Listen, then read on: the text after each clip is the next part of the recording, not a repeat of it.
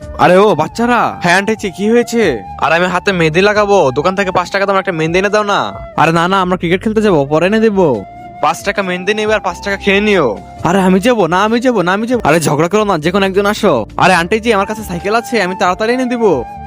এই নে, ভালোই 5 টাকা দিয়ে একটা কুরকুরে নিবো, মজা করে একা একা খাবো, কাউকে দিব না। ভাইয়া কি লাগবে? আমাকে একটা মেহেন্দি দাও। আচ্ছা মেহেন্দি লাগবে, এই নাও। দাম কত? 5 টাকা। এই নাও আর একটা 5 টাকার কুরকুরে দিও, এই নাও। তার আগে তুমি কি দুধ খেতে ভালোবাসো নাকি মদ খেতে ভালোবাসো? যদি তুমি দুধ খেতে ভালোবাসো তাহলে ভিডিওটি লাইক করে চ্যানেলটি সাবস্ক্রাইব করে দাও।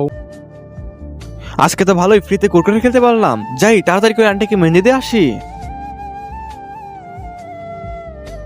আন্টি জি আপনার মেহেন্দি নিয়ে এসেছি।